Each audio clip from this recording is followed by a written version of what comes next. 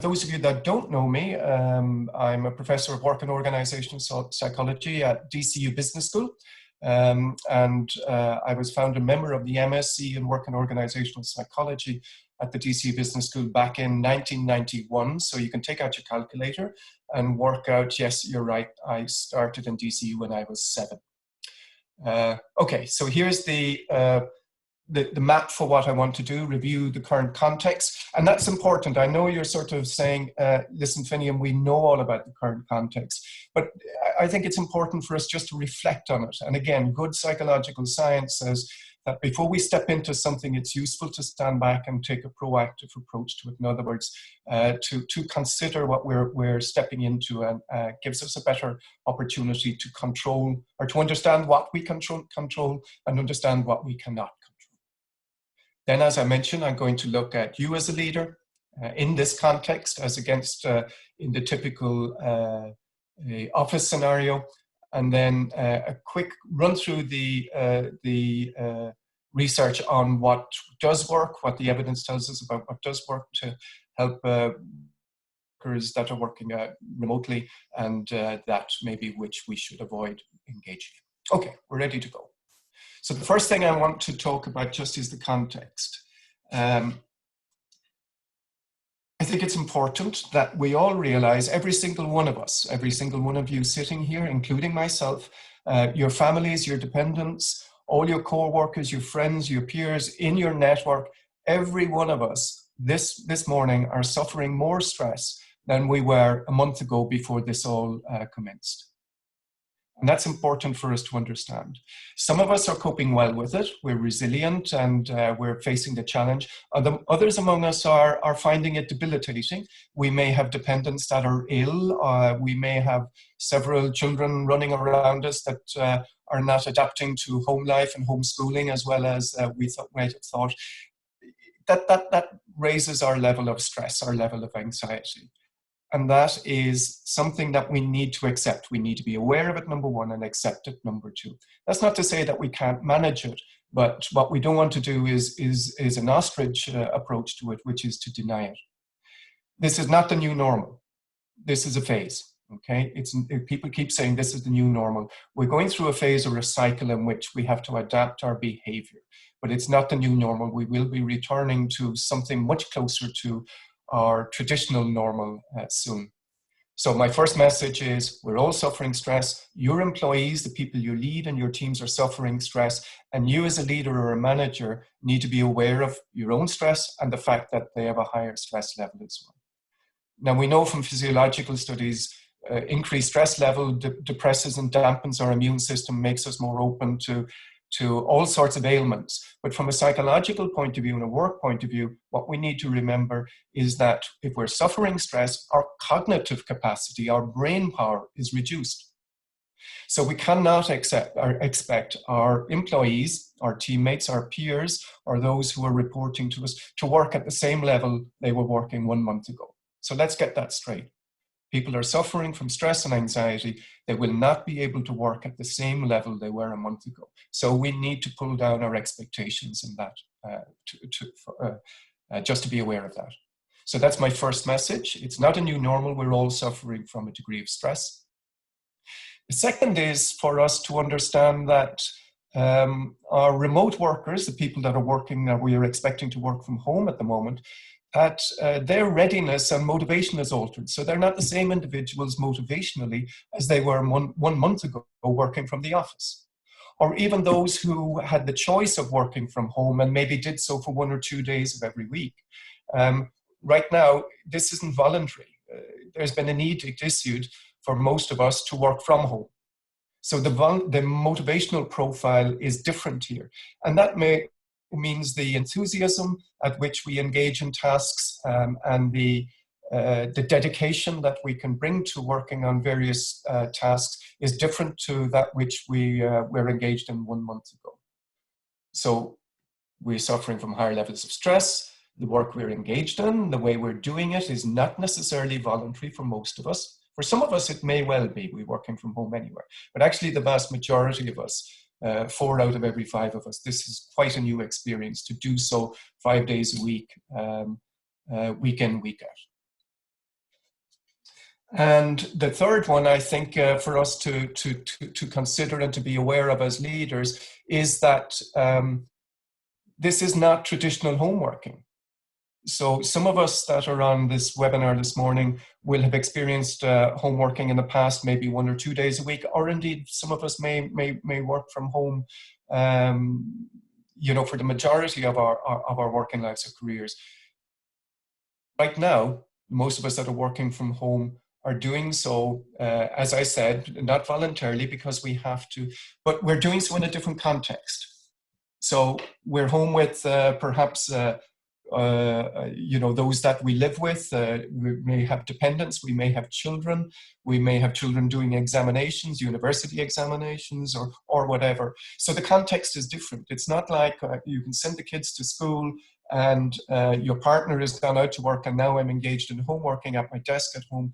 Our week is different here. We're sharing the living space with others who have their own rhythm. So I think from a leadership and management point of view, we need to be quite clear on that. This is not homeworking in a traditional sense. It's quite a different experience, and we need to be aware of that as the leaders and managers of employees working from home. So there are my 3 context pieces. I want to share with you just this slide, which is, I'll admit, not science-based, but there is something to it. And what I want to say, just show you is the difference in work rhythms between a traditional office worker, okay, going into work in the morning, you know, sort of has a cup of coffee, digs into the work, the emails and whatever, and peak performance somewhere mid-morning, takes an hour out for lunch, then maybe a little sluggish back after lunch, but goes back into a work rhythm again and finishes later on in the afternoon. So your performance rhythm might look like this yellow line. But look at the hypothetical purple line for an enforced home worker currently. They may be able to do some in the morning, but maybe mid-morning they have children or dependents that they have to work with on school tasks or whatever it may be. Then there's making lunch, and you know, so the rhythm is going to be entirely different. From a managerial or a leadership point of view, I think this is important for us to be aware of. We can no longer expect or even think about those who are on our teams and working from home to work in a straight line fashion, a 9-to-5 fashion. It is not going to work like that. We've got a punctuated daily rhythm.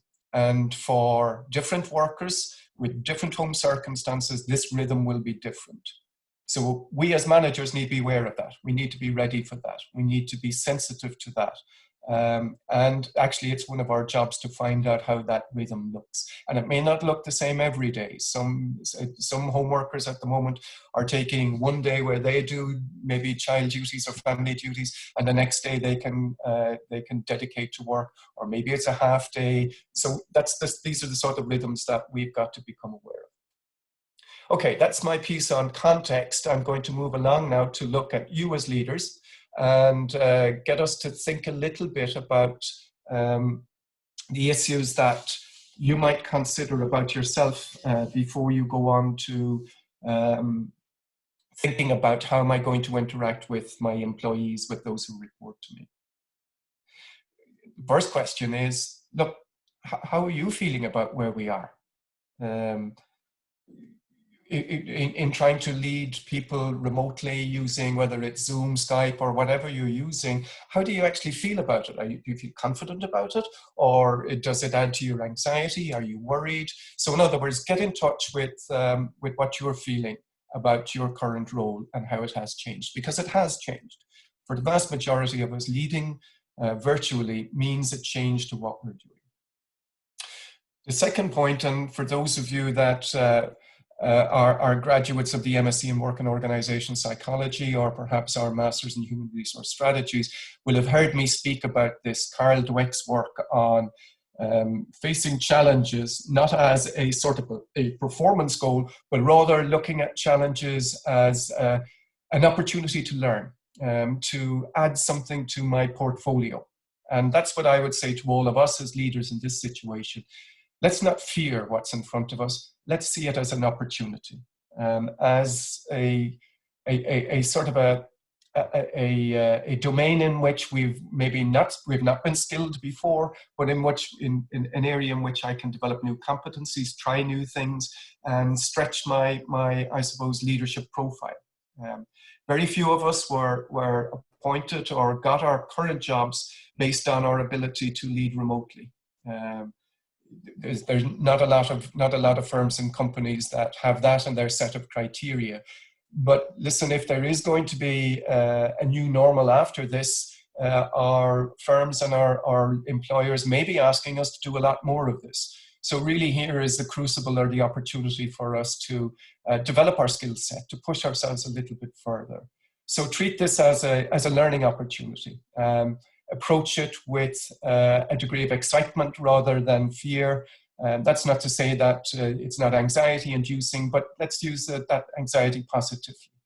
To try new things, to go into spaces and into behavior sets, use strategies that perhaps we haven't used before.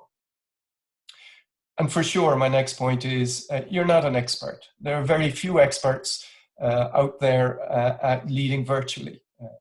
Yes, some global firms have recruited for it and trained for it, but for the vast majority of us, this is new. So you're not an expert, that's okay. And there's nothing to be lost by saying, look, this is new to me when you're talking to your employees. I'm not quite sure how this is going to work, but let's see, let's learn together. Let's engage in this and make the best of it. And my final point on this is you cannot, and I emphasize this, you cannot and will not transfer the same set of strategies, the same set of approaches that you'd use in the office to an online setting. It won't work. They're just not congruent. Now, I'm not asking or suggesting that you become a different person. You do need to remain authentic, but you will have to think a little bit differently about how you interact and behave with those who are reporting to you and those that you are leading. The context is different. You know, you can't put your arm around somebody and go for a cup of coffee. You can't have a walk at lunchtime with them. These sort of things have gone off our agenda. Whatever your strategies or approaches were, they're no longer present for you or available for you. So the idea is not to step back and say, okay, well, then I can't really do what I used to do. The challenge really is for us to step up, to try new things, to overcome the challenges that we see before us. So that's my few minutes on asking us to stop and think about ourselves, to self-reflect, which is enormously important for good leaders, to constantly reflect on what you're doing and how you're doing it. Let's take a step on from that.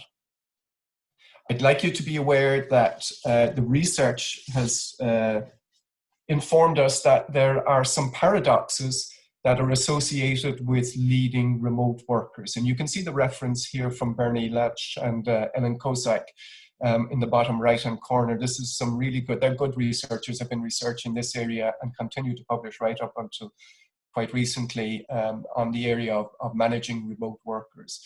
But they've identified some issues that I think are important for leaders and managers of remote workers to be aware of.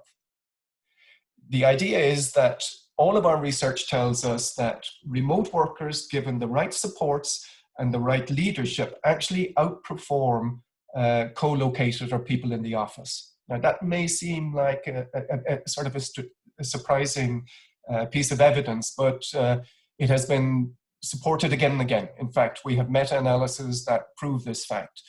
Employees who want to work from home, who have the correct support to work from home, and supportive leadership while they are working from home actually outperform those who are in the office. And when we boil that down, why is that? Well, it's because they've been given autonomy to, I suppose, schedule the work when they want to do it, how they want to do it, at times that suits them. So it seems to be that they can balance family and other competing issues with their work time issues, and they can schedule it that makes for, ultimate satisfaction or optimal satisfaction for them. That is an interesting situation. It may not be true in the current situation because, again, many of us are working from home, not in a voluntary capacity. We would much prefer to be doing what we're doing back at the office, but we cannot do so. But there is no doubt that giving people autonomy to do the work according to their own rhythm, even sometimes to do it in the way that they see best, has positive effects, positive performance effects.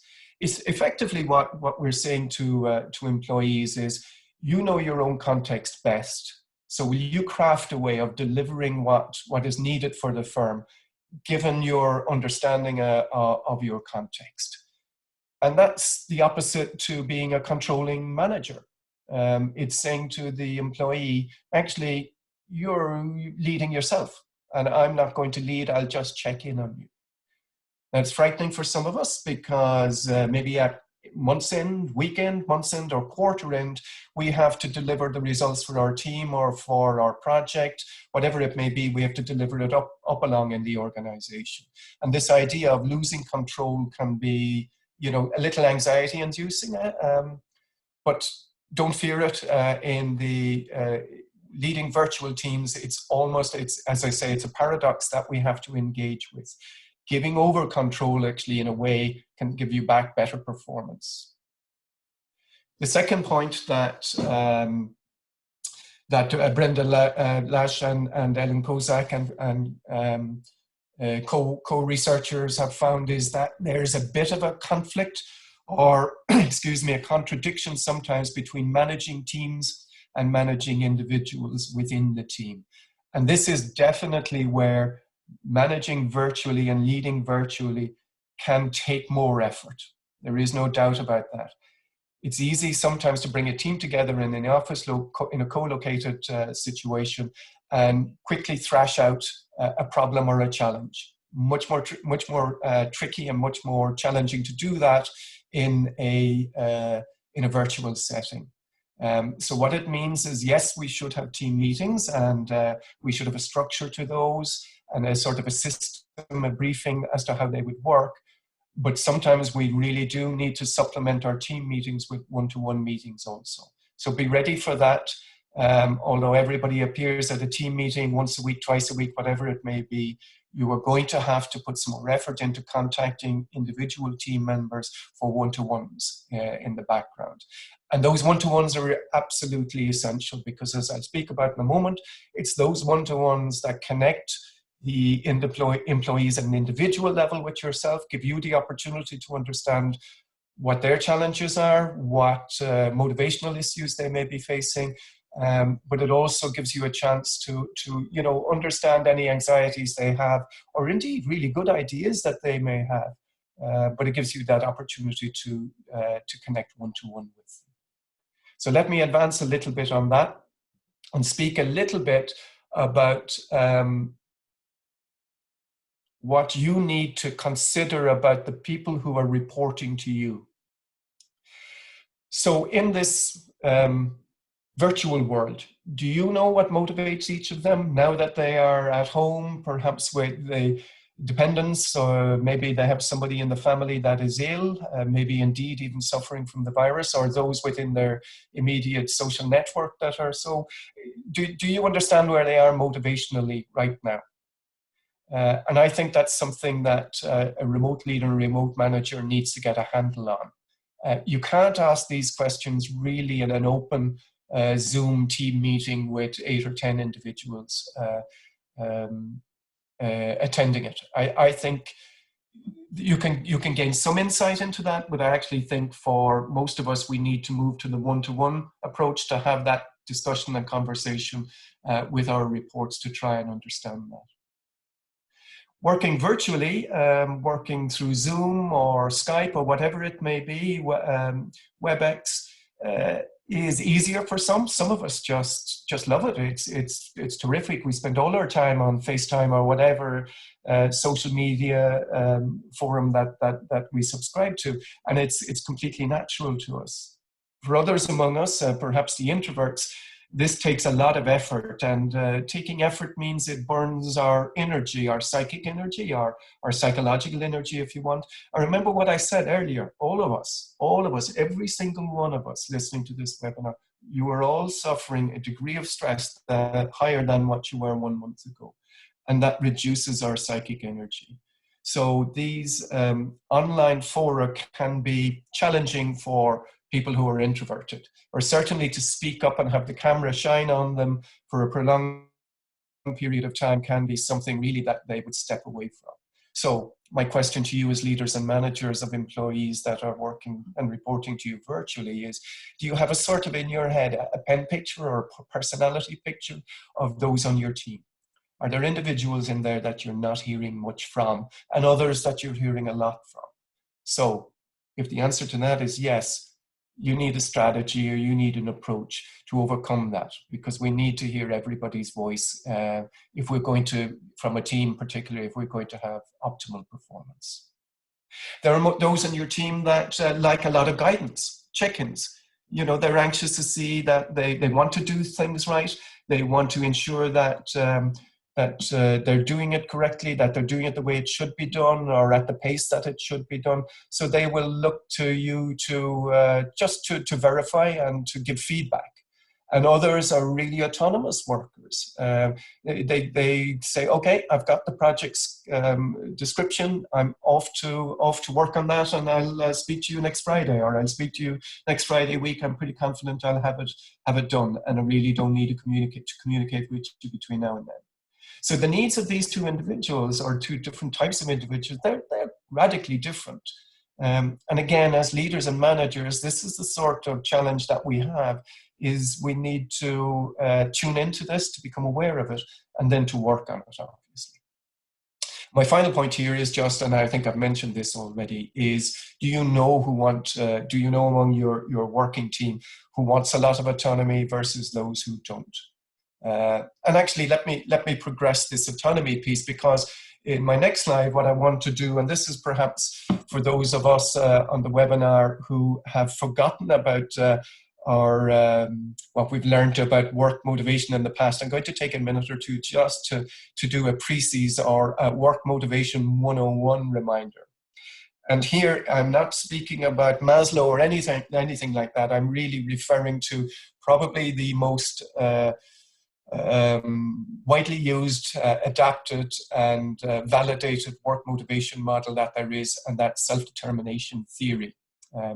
And that really talks about the differences between people being motivated from an extrinsic point of view, that's getting rewards or positive feedbacks, bonuses, all sorts of public adulation. So they're all extrinsic motivators, but we know that in the workplace, though, extrinsic motivators are fine for short-term goals, but for longer-term goals and creative goals, we need to step into the zone of intrinsic motivation. And intrinsic motivation has 3 buttons. And these are the 3 buttons that all of us are, I suppose, ruled by when it comes to intrinsic motivation. For those of us that really like our work, we want to be challenged. That's the competency piece. We want to show that we can not just do our work, but we can stretch ourselves in the work, and we constantly seek to challenge ourselves, to learn new things, to become absolutely proficient at what we do, and then perhaps to move on to the next level. So an intrinsic motivator is really interesting work that uses my abilities, my intellect, my competency portfolio. And if my work allows me to do that, then I'm 1/3 of the way along the road of being intrinsically motivated. The second one is autonomy, that most of us who like to be intrinsically motivated like to do work, like to have some control over our work, not to be told what to do, how to do it, when to do it, and told when we've got it right and we haven't got it right.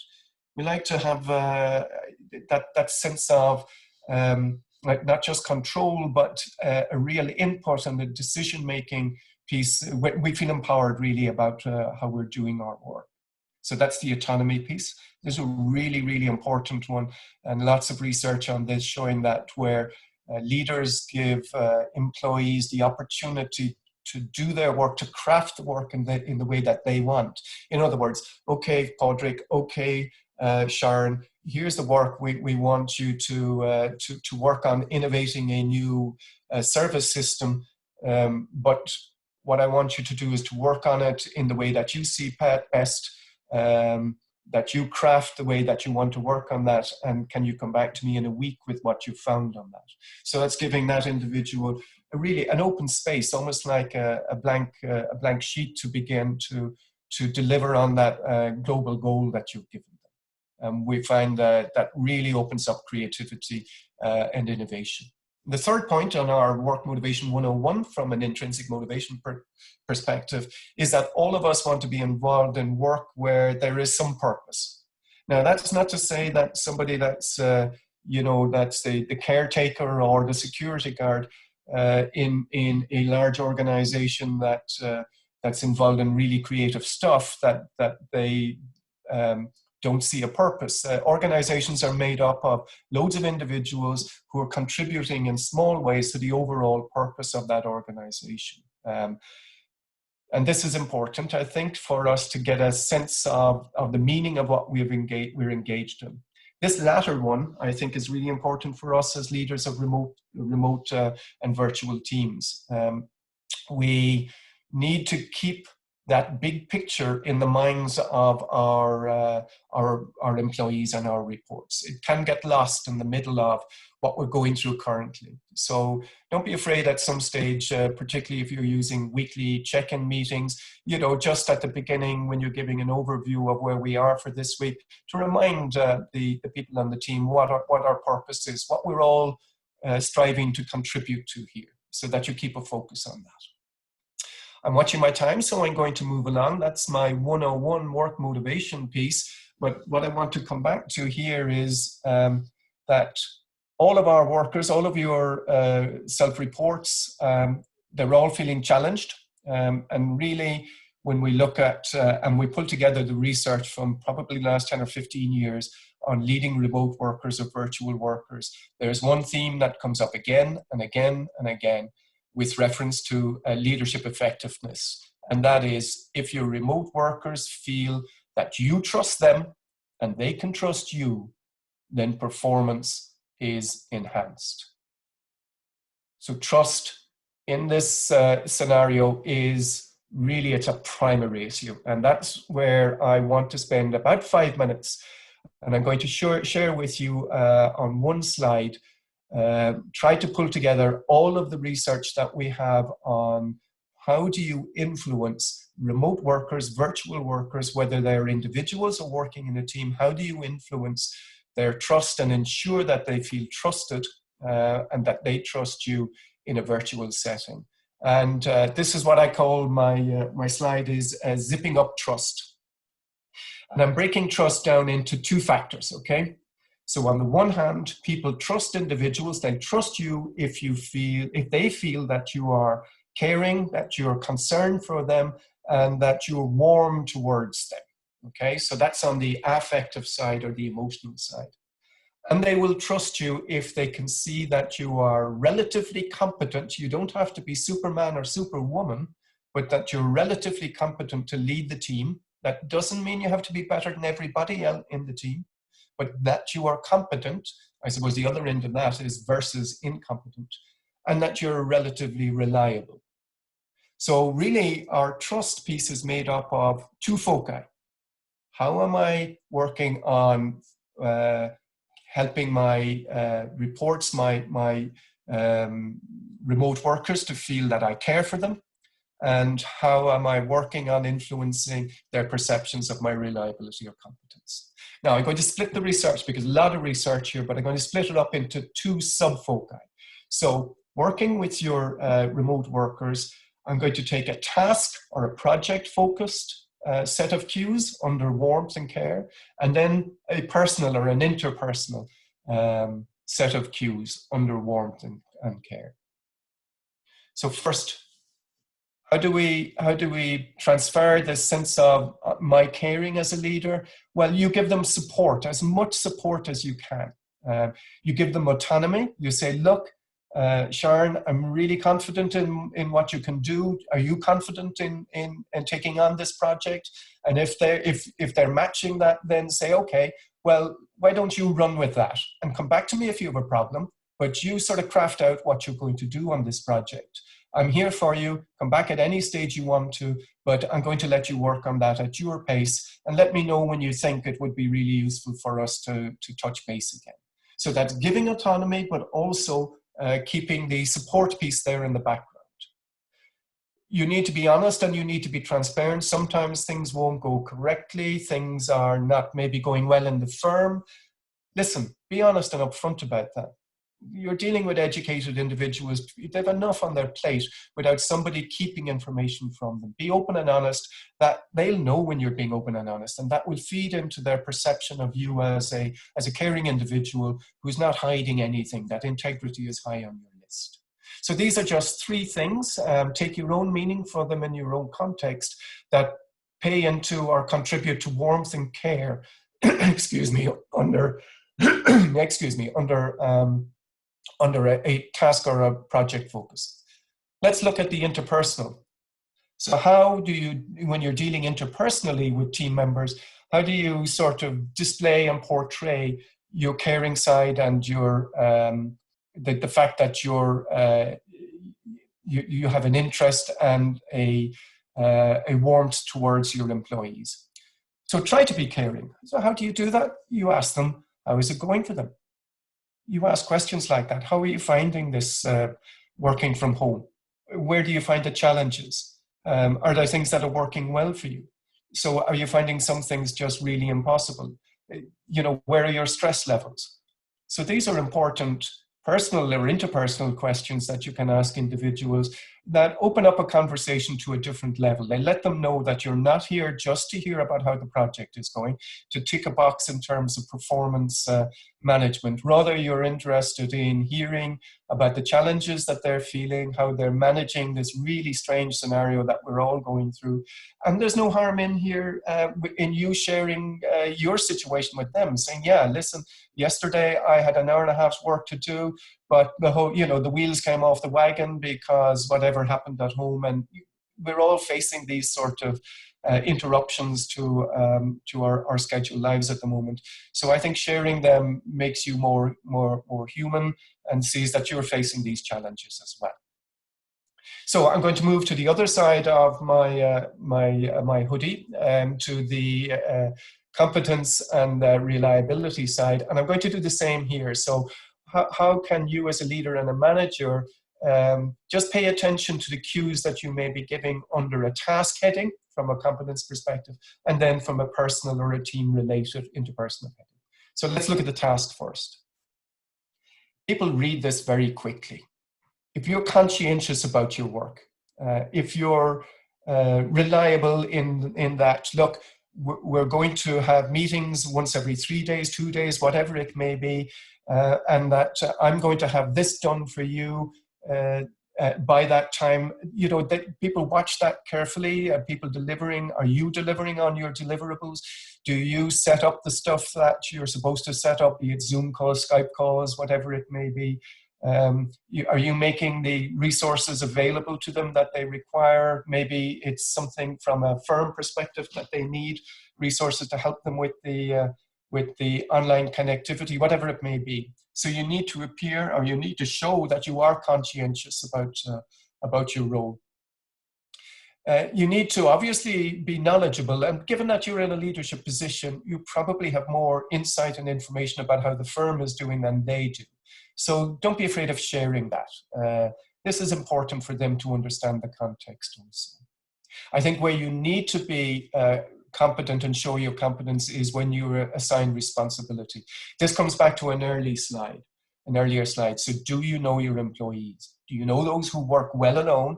And do you know those who work really well in teams or in dyads, in twos, or whatever it may be? So be clever about that. Put some thought into this. And this is maybe where you use your one-on-ones with your employees that you're doing in between team meetings, where you'll just ask them, would you prefer to work directly with somebody on this project, or is this something you'd like to take on your own? Continue to be as open as you can. Integrity in these situations and this sort of a context is really, really important. We're all trying to pick up Cues that typically we can pick up quite easily by looking at our leaders and managers across the table, in the hallways, at the coffee machine, in the canteen, wherever it may be. But we don't get those cues anymore. All we're doing is looking at images on Skype or maybe on telephone calls. So we place more importance on some cues, and we tend to jump to conclusions. So you need to be quite open, maybe a bit more open and frank than you would be in a normal back in the office scenario. And try to be consistent in your approach. In other words, set up a week and your set of communications in a consistent way. A really nice one is, let's have a sort of what's sometimes called a channel graph or a channel map. We text each other when something is really urgent. We have phone calls. When things are less urgent, we do Zooms twice a week, almost like a matrix of communication approaches that we're all aware of, almost like we color code them. These are texting is for reds, and we expect a response within an hour, whereas emails within 2 hours or 3 hours or whatever it may be, and then other communications in other ways. So try and set up a sort of a consistent communication pattern.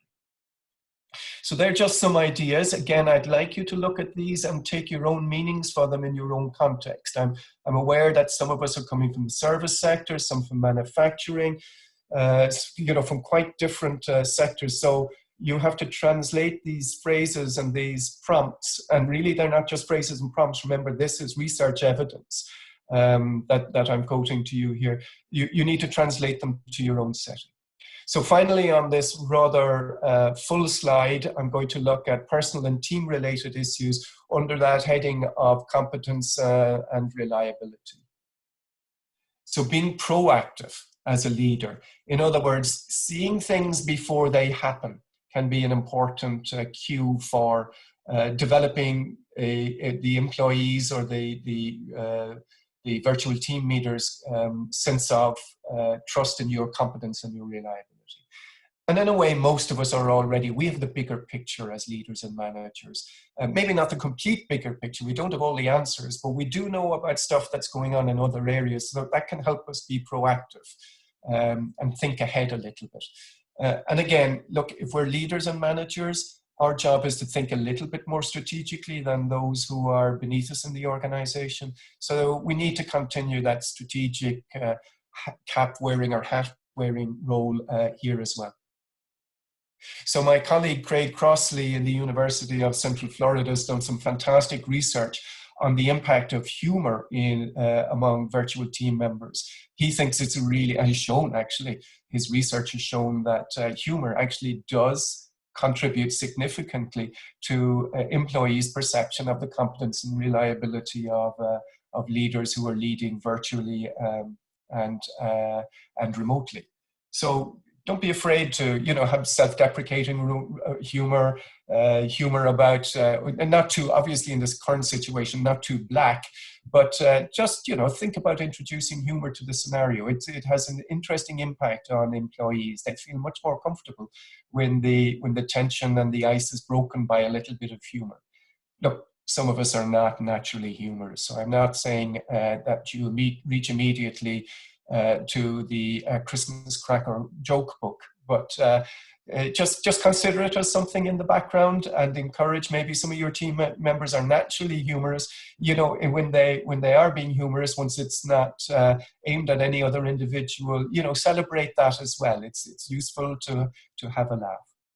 Make yourself feedback friendly, whether that's feedback about your leadership, but more important, that you want to hear the nuts and bolts of what's going on from each one of your team members or each of your individuals. It's trickier in this sort of a context to elicit feedback. You can't see what people are doing. All the other cues that you might normally rely on may not be available to you. So you need to actually go and search sometimes of feedback and input from your employees. So do that. Put that on your agenda. I have to up my game on seeking feedback. And all of what I've been talking about for the last 15 minutes or so is about being much more participative. And that's a challenge for some of us. Some of you have heard me say this before. I'm naturally more an introverted individual.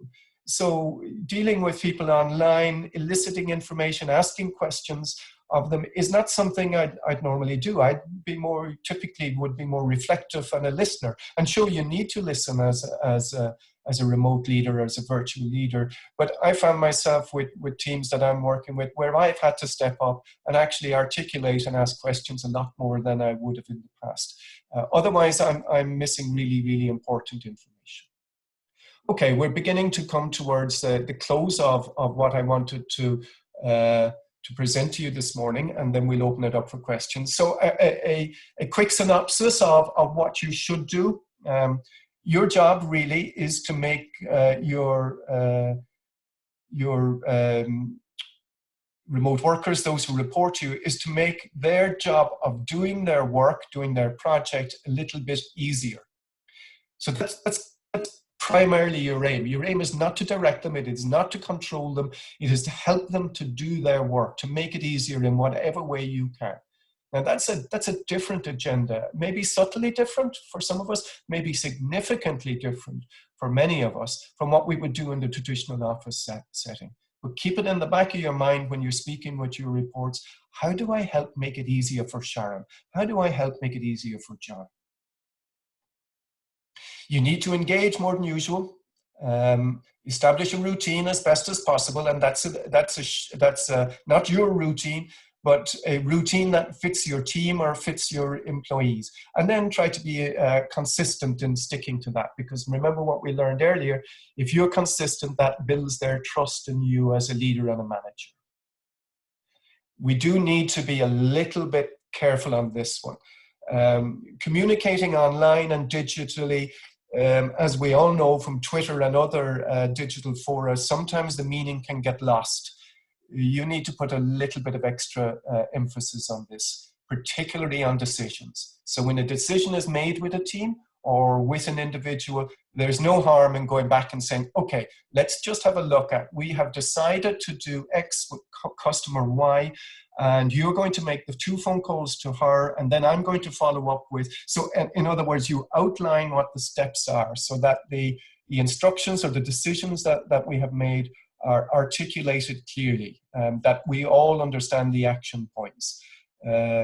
And really this is just from a clarity point of view, and so that we don't waste anybody's time, that somebody isn't coming back to us tomorrow with a clarification, with 24 hours of time wasted. In the office, we can do that much quicker with a head around the door or a quick question on the corridor. We don't have that luxury now, so we do need to be a little bit clearer in how we communicate our instructions, but particularly decisions that are made.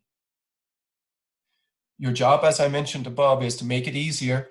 You coach and encourage where possible. You need to involve all voices. So if you hear somebody if you see somebody as being a bit more silent than others, then now part of your role is to get that voice recorded. And that voice may be the voice of innovation. It may be that individual that's a little bit shy, but has terrific ideas, but is just slow in this forum to articulate them. Whereas they might be able to do so back in the office in many different ways. Just this forum isn't suiting them. Now that's your role. Your role is to go there, unlock that, and get that back into the mix. Very quickly, let's look at some things that you should avoid. While I've mentioned earlier that we need to be crystal clear in our communication, this does not mean cutting out small talk. We need the storytelling, we need the narratives, we need the jokes to break the tension, to create the trust, to create the climate among a group of virtual employees, so that we come some bit closer to recreating the sort of a forum we could have in a meeting room back at the office. So be careful if we're trying to ensure that our decisions are crystal clear and our communication is clear, but that doesn't mean at the risk of cutting out small talk. Our storytelling, our jokes, our small talk is still important. Work will not be linear. That's for sure. I showed you a graph earlier of the rhythm. The rhythm will be different, and we actually know from some recent research about rhythms that most online work and the most creative online work actually happens in bursts, where people get together and cross-communicate in short intervals that really pushes the project on.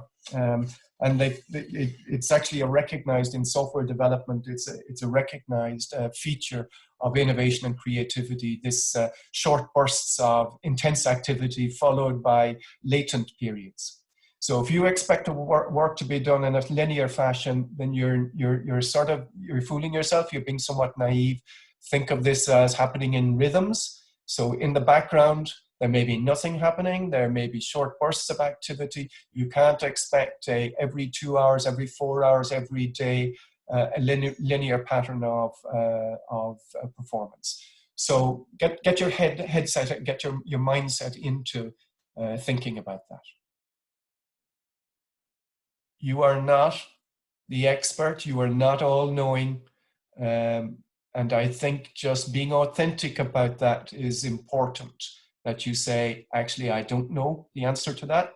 Does anybody else in the team know it? Where can we find out or gain some insight into that?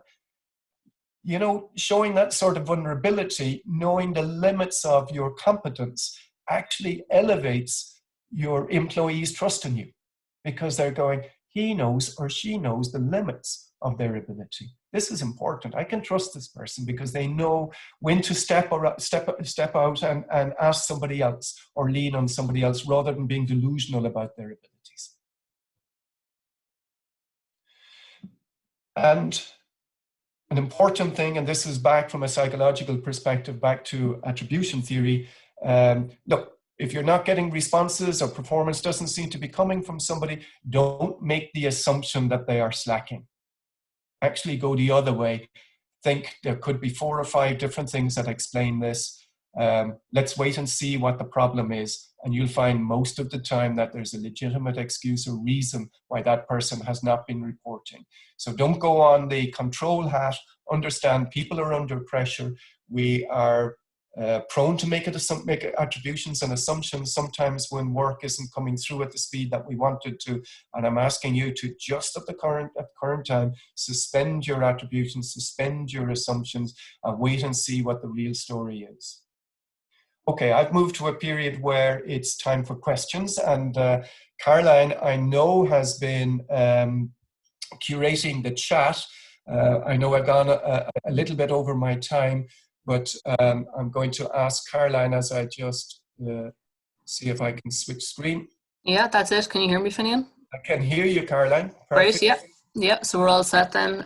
Just wanted to thank everybody for bearing with us at the start when we had just a little tech issue going on in the background. So thanks to those of you who were waiting patiently to enter the webinar and for things to kick off.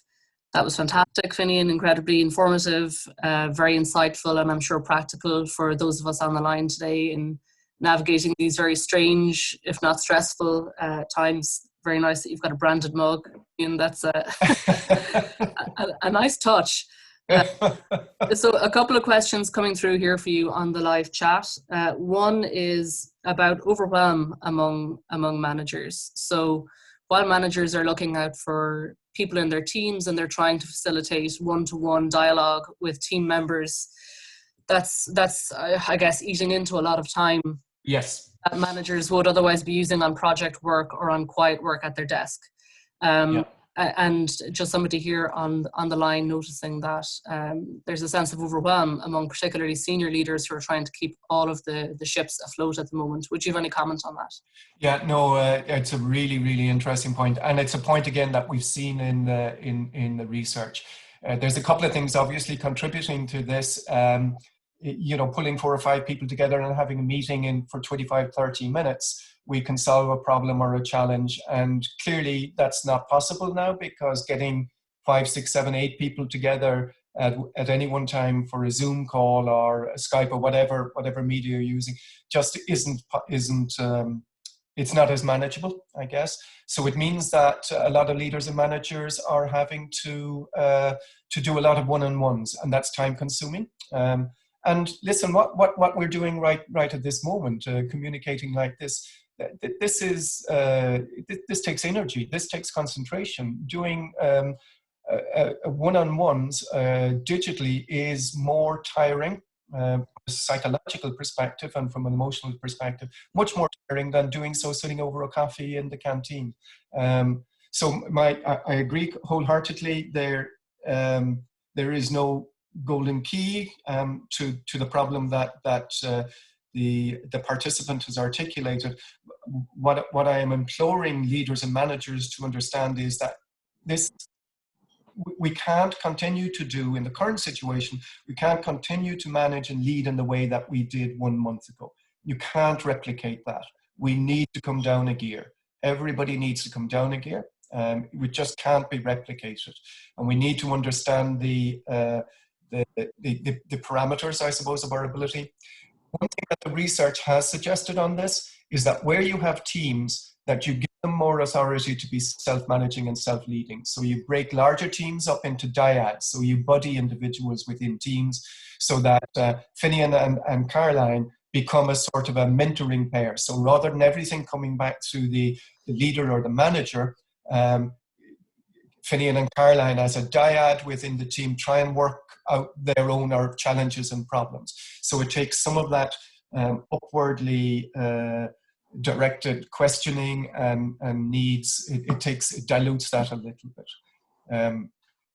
So that's one approach or one technique that research would say that might lighten the load. But in honesty, I really do think the important one is that's the context piece. We cannot continue to work at the level and at the rate and at the level of effectiveness, manage and lead rather at the level of effectiveness that we could in a pre-COVID-19 scenario.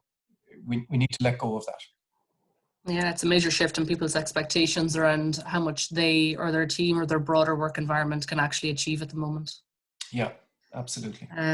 We've got one more here. Just you referenced controlling managers or managers that may have that, whether they realize it or not, that micromanager in them.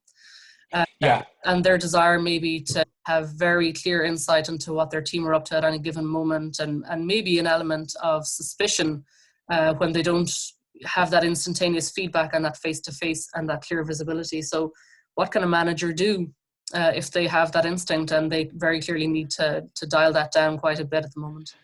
Yeah, so again, the research very clear on this is if you're working virtually and remotely, you need, as a manager, you need to reduce the level of control that you're used to having, and that you need to give that autonomy and space. You cannot micromanage. It will actually only sour the scenario because there's so little of the interpersonal cues that are available. You can't see what a person is doing, that you do almost have to trust them. So what I would say is you need to come to DCU to one of our executive education programs where we look at how do I become a more trusting manager? How do I move away from the old command and control, the old authoritarian approach? That's really, really necessary in a digital setting. So it is a mind shift. That's why I started with the context piece and started with the know yourself piece. You need to almost diagnose what have I done normally, and now switch across to, look, this probably won't work here, so I do need a new set of behaviors, I do need a new set of strategies. And really, if that individual is asking for a pointer, go to my hoodie zip trust slide. The answers are there. That's how you behave in a trustworthy way. That's how you deliver trust to your employees. Those are the cues that you need to pay attention to. Okay, thank you, Finian. The last one is just on the point about trust. So, say trust hasn't been clearly established in a team, or it was always a little bit shaky, or say you've got a new hire who you don't have a very clear sense of. How do you go about navigating a scenario like that while also trying to contend with remote working? Yeah, it's tricky, isn't it? So our research, the trust research team at DCU, Linda van der Werf and myself have looked at new hire adjustment in organizations and into teams, and we've looked at in particular the cues and the behaviors that influence their trust in that first couple of weeks, first couple of days, then weeks, and then months. And there's a series of things going on that in a day-to-day, in a natural office setting, we can pick up on all sorts of cues that feed our understanding of whether this individual or manager or leader is trustworthy or not. And some of these are absent now. So I think definitely from a managerial perspective, if you've got a new hire, somebody new on the team, you got to take it offline, and you've got to have a couple of one-to-ones, which are maybe not really a strict agenda set to them, but a sort of get to know me type of scenario. Where are you coming from? What's your history? How are you feeling about joining the group? What way do you like to work? What ways do you not like to work? So almost having that small talk, chit chat, almost like a first step into a coaching type a relationship. So you have that without a work-based agenda. And what I mean by that is whatever the task of the project or their role is, but rather what works for them best in this situation. So take it offline, have a one-to-one, invest the time in it. Two 20-minute or 30-minute face-to-faces on Zoom could pay real dividends in the long term. Is there anything that you think a person should be aware of if they're about to make a new hire, but that person hasn't started yet, or would you apply the same advice? I think it's the same advice. Go back to my zip trust slide and look at all the bullet points there. These are the things that we need to have in our minds. But do you know those things that we have in our minds for when we behave and interact with our employees? They're actually the things we look for in our employees as well. So if we're going to trust the employee, many of those cues, many of those behaviors are the sort of things that feed our perception of whether we can trust the employee. So if you're having that one-to-one, then interrogating some of those areas would be something that I would suggest. So that trust piece is reciprocal. In other words, how my reports view me are filtered through those cues that I showed you on the zip slide, but how I trust my employees and my reports, I also view them through those behaviors and cues. Great. Okay, Finian, we've got two last questions before we finish. Sure.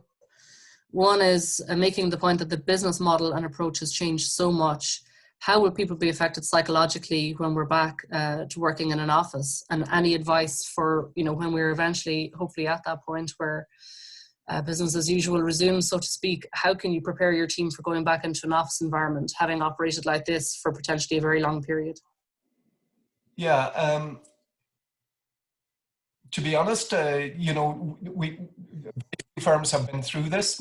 Maybe some, I'm thinking Hurricane Katrina, things like that. We may have some evidence to draw on. And our colleagues in the US, certainly around some of the Center for Disease Control research, have some models, I suppose, that might guide us on that.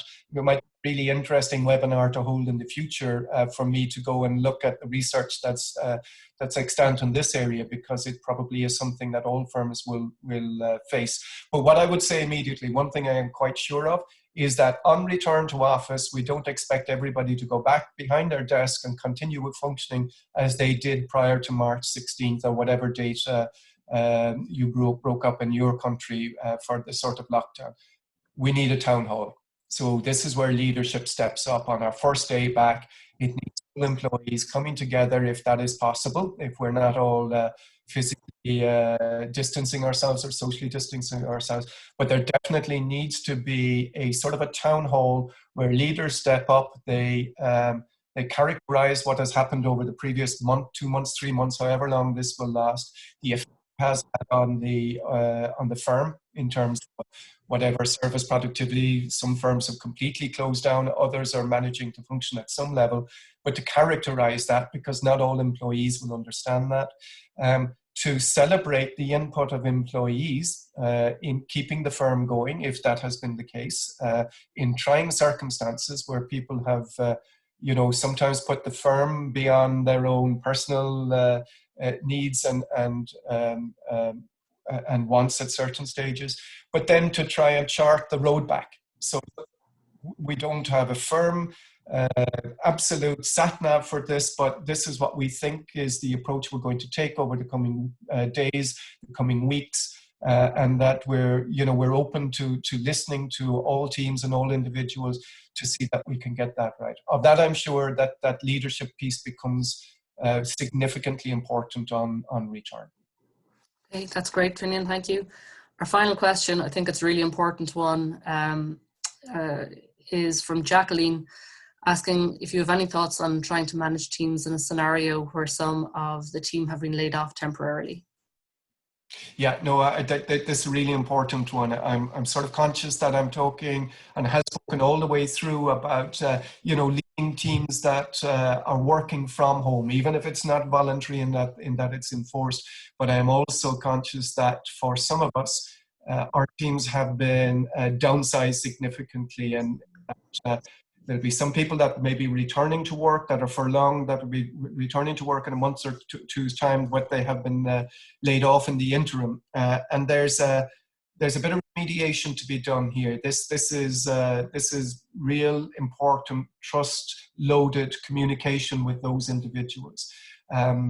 If they're coming back, I've always taken the approach, and this goes right back to the crisis here in the Republic of Ireland from 2008 to 2011, is that employers and leaders need to be crystal clear and open with individuals that they are letting go. This is why this is happening. We don't want it to happen. We would like to have other ways of managing this, but being absolutely crystal clear as to why the downsizing has occurred, and backing that up hopefully with a promise that the second we are back in the saddle, you are the individuals that we're going to bring back, and we're committed to working with you. So I think that sort of communication at the outset is important. But people will be hurt, okay? They will be maybe even experiencing a little bit of a trust breach if they have been laid off. And I think there's a sort of a trust repair piece to be engaged in here. Now, it's a whole other webinar in itself. And again, myself and some of my colleagues in the trust research group here at DCU have done a lot of work on trust repair. But let me say that without going through the 6 or 7 points that you probably need to consider, the one essential point that you need to step up to with regard to trust repair is to be absolutely straight and tell the story from your perspective, saying, look, first I apologize. This hurt you. I understand it hurt you. It made your life difficult. It increased your anxiety levels. All the things that the person who has been laid off is experiencing. You need to empathize with that. And although you may not feel responsible for doing it, from their perspective, you are responsible for doing it. So you need to own that responsibility and say, yes, I'm responsible for doing it. Let me please explain why this happened. It's not something that I wanted to do, but here were the circumstances. And that you move to at least giving the story from your perspective while understanding their experience. That's the first step. But Caroline, there's about 6 steps that we have to go through. I'm looking at the time, and I don't think most of our webinar participants have the time to hang with us until 1 o'clock. But maybe we'll do a webinar sometime later on in this to help those leaders and managers who've had to let employees go on how they might manage that transition back in, and if trust has been breached, how it might be repaired, because there's a whole set of models and evidence that might inform us on that. That's great, Finian. Thanks. I'm really surprised to see that most people are actually still on the line, so I think that's a really good sign. People have nothing better to do at their time. I'm sure they do, but I'm hoping that it means that everybody has just found this very useful, as I'm sure they have. We've got a mix, obviously, of people on the line today from our alumni community, from friends of DCU, from some of our executive education companies. Our aim at the moment within the business school is just to try to be useful to people, to try and provide you with information that would be of value to you personally, and also to the company that you're working with. Huge thanks to Finian. I think that we're very lucky to have someone like Finian with us today sharing his insights. And I do hope that we can have another webinar fairly soon. Please keep in touch over our LinkedIn account. We're going to be circulating these slides afterwards, and we'll also share the recording with everybody that's tuned in. So that will be available to you, and we'll also share a link with you where you can, if you're an alum of DCU, you can update your contact details to make sure that you're receiving this information through to your email, so that we have every best chance of reaching you. Finian, I Thank you. something else to Yeah, add there? can I close up if you're finished? First of all, to thank everybody. It's been a really nice experience, but really positive from our perspective at DCU. Also, to give back. It's important. We feel somewhat sort of ineffective at times. It's certainly in the executive education realm of not being able to reach directly to our executive education clients and participants. So it was nice, hopefully, that you found this useful. Certainly, it stimulated me to think more deeply about the challenges that you're facing.